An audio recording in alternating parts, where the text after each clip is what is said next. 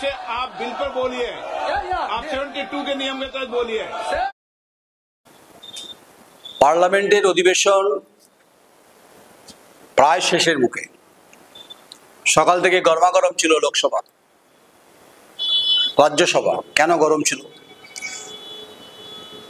সংবিধান সংশোধনী 130তম স্বরাষ্ট্রমন্ত্রী অমিত শাহ তিনি বিল পেশ করেন। রেড়ে করে ওঠেন সবাই, বিরোধী বেঞ্চ এবং ট্রেজারি বেঞ্চ গরমাগরম হয়ে যায়। কেসি বেণুগোপাল কংগ্রেসের, সমাজবাদী পার্টি চিৎকার, সব থেকে বেশি আওয়াজ আসছিল কল্যাণ বন্দ্যোপাধ্যায়ের আওয়াজ বেশি আসছিল। তো চিৎকার হচ্ছিল, স্বরাষ্ট্রমন্ত্রী বারবার বলছেন, বারবার থেমে যাচ্ছেন। আচ্ছা, এই বিলে কি আছে তার আগে একটু অতীতে চলে যাই, যাওয়াটা উচিত। ভারত ভ্রমণ প্রয়োজন আছে। অনেকে বলে যে ভারত ভ্রমণ কেন করছেন, এটা শাসক দল বলেন, এ রাজ্যের তৃণমূল কংগ্রেস বলেন, কেন ভারত ভ্রমণ হচ্ছে? ওরা বেশি ভারত ভ্রমণ করে।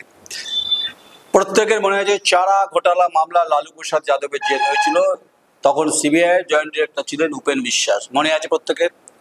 আমরা তখন সাংবাদিকতা শুরু করেছি, সেই সময় গোটা দেশ তোলপাড় হয়েছিল। তিনি রাজ্যের মুখ্যমন্ত্রী ছিলেন বিহারে, তখনও ঝাড়খণ্ড হয়নি। মধু কোরা যখন ঝাড়খণ্ড হয়ে গেল, তিনিও মাইন্সের কেসে তিনি জেলে গেছেন, হেফাজতে গেছেন, পরে জামিন পান, পরে ছাড়া পান। এখানেই থেমে থাকেনি। ভারতবর্ষ স্বাধীনতার পর থেকে পরপর শাসন ক্ষমতায় যারা যারা থেকেছেন বিভিন্ন রাজ্য এবং কেন্দ্রে, তারা বিভিন্ন সময় দুর্নীতির দায়ে জেলে গেছেন। কখনো বেল পেয়েছেন, কখনো সাজা ঘোষণা হয়েছে। এগুলো তো ভারতবর্ষের মানুষের নিশ্চয়ই স্মৃতি টাটকা রয়েছে। তাই আমারও যেমন স্মৃতি টাটকা, তেমনি দর্শকদেরও টাটকা রয়েছে। আপনি 2G স্পেকট্রাম, টেলিকম পলিসি তৈরি হওয়ার পরে 2G স্পেকট্রাম কাণ্ডে এ রাজা তিনি গ্রেপ্তার হয়েছিলেন।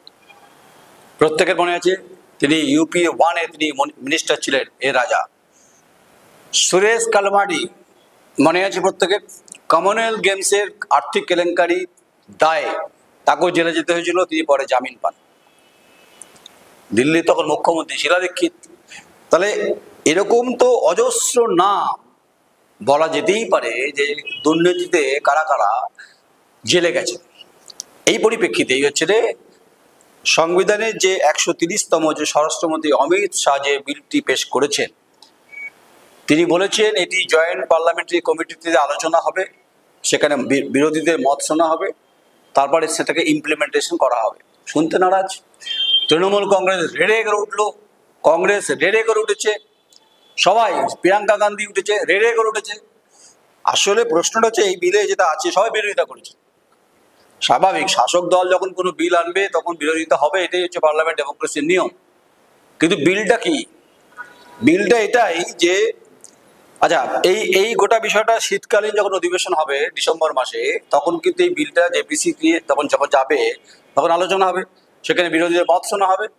এই বিলে যেটা বলা আছে, প্রধানমন্ত্রী, স্বরাষ্ট্রমন্ত্রী, রাজ্যের মুখ্যমন্ত্রী, তারা যদি 30 দিনের জন্য জেল খাটেন, একদম পাত্তি বাংলায় বলছি, তারা যদি বিভিন্ন পদে থাকেন, তারাই পদে থাকেন, যদি জেল খাটেন বা ঘটনা দুর্নীতির পরিপ্রেক্ষিতেও বিভিন্ন ঘটনা পরিপ্রেক্ষিতেও, তারা কিন্তু আর ওই সংবিধানের কোনো পোস্টে তারা বসতে পারবেন না। এইখানেই ভয়, এইখানেই হচ্ছে কল্যাণ বন্দ্যোপাধ্যায় তৃণমূল কংগ্রেস সাংসদ, তিনি রেড়ে করে উঠেছেন, এবং ঋতব্রত বন্দ্যোপাধ্যায় রাজ্যসভা তিনিও রেড়ে করে উঠেছেন। আসলে এ রাজ্যের, হ্যাঁ এটাও বলেন, এ রাজ্যের শিক্ষামন্ত্রী জেলে, কিছু ক্ষেত্রে জামিন পেয়েছেন কিন্তু এখনো সব ক্ষেত্রে জামিন হয়নি তার। আচ্ছা, তিনি এখনো প্রায় 22 সাল থেকে চলছে। আচ্ছা, জ্যোতিপ্রিয় মল্লিক তিনি খাদ্য কেলেঙ্কারিতে তিনি জেলে ছিলেন, তিনি জামিন পান। তো এরা মন্ত্রী ছিলেন। তাহলে এটাই প্রশ্ন যে 30 দিনে বেশি যদি কেউ দুর্নীতি বা অন্যান্য ঘটনা পরিপ্রেক্ষিতে যে জেল খাটে, এখন বলবেন যে সাজা, এখন তো চার্জশিটের ব্যাপার আছে। চার্জশিট যদি হয়ে যায় তা তো ঠিক আছে, চার্জশিটের তো কোর্ট ঠিক, যে তদন্তকারী সংস্থা তারা চার্জশিট দেয়, তাহলে ভয়টা কিসের? এটা তো ভালো যে ভারতবর্ষ স্বাধীনতা হওয়ার পর যে সংবিধান যেটা রচনা হয়েছে, তারপরে যদি সেটা অ্যামেন্ডমেন্ট করা হয় এবং অ্যামেন্ডমেন্ট ইনঅ্যাক্টে যদি প্রধানমন্ত্রী, স্বরাষ্ট্রমন্ত্রী এবং মুখ্যমন্ত্রীদেরকে 30 দিনে জেল খাটলে বা অভিযুক্ত হলে তারা এই পদে থাকতে পারবেন না, আঙুলটা তুলেছেন অমিত শাহর দিকে। যখন তিনি গুজরাটের দায়িত্বে ছিলেন মন্ত্রী, তিনি তো পদত্যাগ করে দিয়েছিলেন, তিনি তো সাংবিধানিক পদে তিনি থাকেননি। তাহলে এই ভারতবর্ষের বহু ঘটনা, আর বৈচিত্র্যময় ভারতবর্ষের, বহুত্ববাদের ভারতবর্ষের দুর্নীতির দায়ে বহু মন্ত্রী জেলে গেছেন, এখনো জেলে আছেন, সাজা কাটছেন। এবং ঘটনা এক একটা স্ক্যাম এত বড় বড়, তারা স্ব মহিমায় তারা পার্লামেন্টে আলোকিত করে বসে আছেন।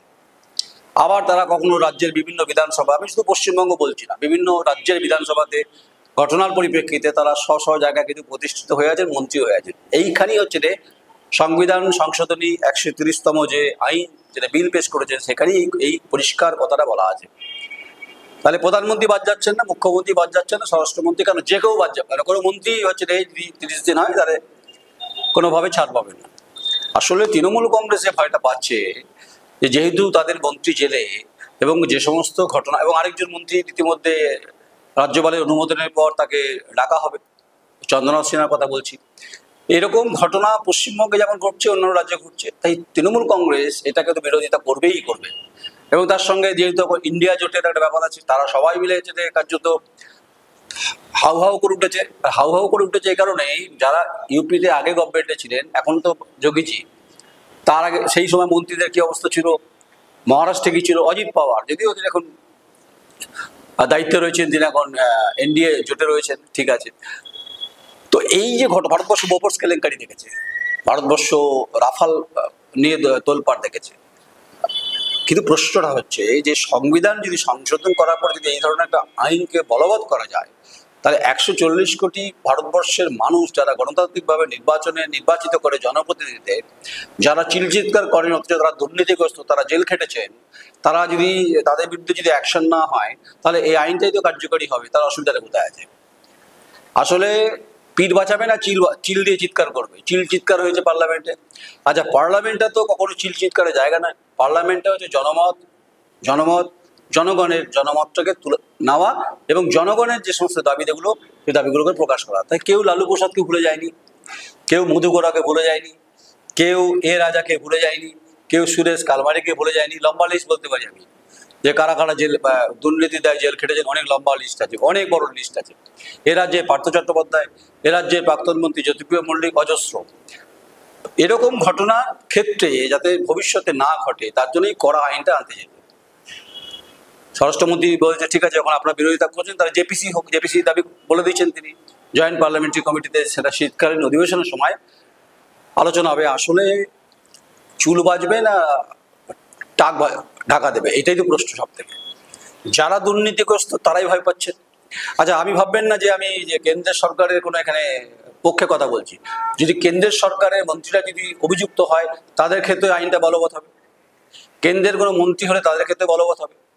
কোন রাজ্যের মুখ্যমন্ত্রী হোক, যেই হোক, তাদের ক্ষেত্রে বলবৎ হবে।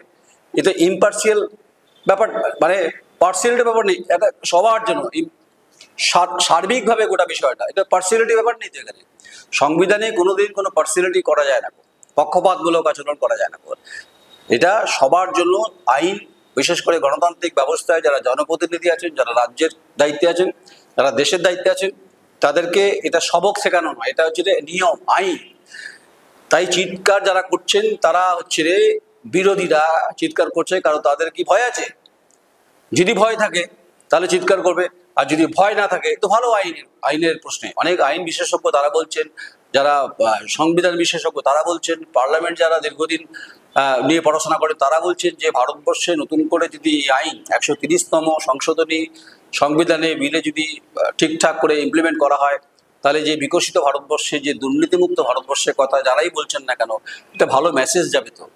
কারণ আপনারা পার্লামেন্টে খেউর করবেন, চিৎকার করবেন, আর মাছের বাজারে করবেন কোলে মার্কেটের মতো, তো হতে পারে না। তাই কল্যাণ বন্দ্যোপাধ্যায় চিৎকারটা বেশি শোনা যাচ্ছিল। যদিও ওম বিড়লা বারবার করে তিনি থামানোর চেষ্টা করছিলেন, কখনো শুরু হচ্ছে, কখনো মুলতবি হচ্ছে।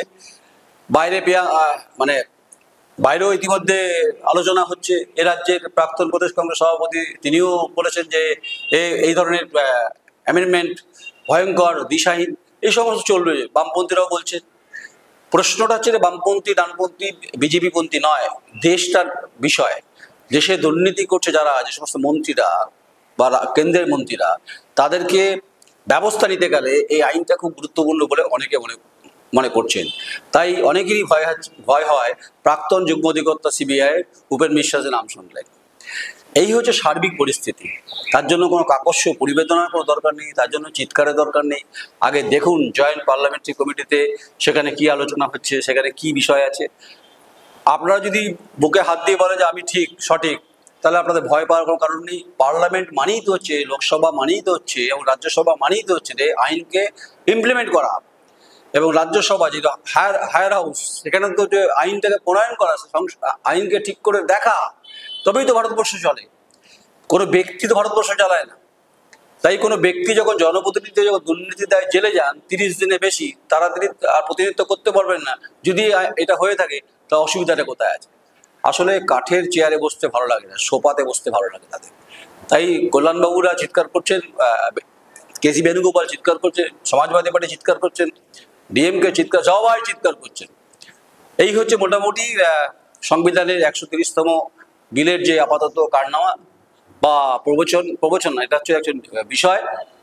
তা নিয়ে আতঙ্কিত হয়ে পড়ছে সমস্ত রাজনৈতিক দল। এখন দেখা যাক যে শীতকাল অধিবেশনের সময় জয়েন্ট পার্লামেন্টারি কমিটিতে কি কি এই বিষয়ে আলোচনা হয়, সেটা দেখার আছে।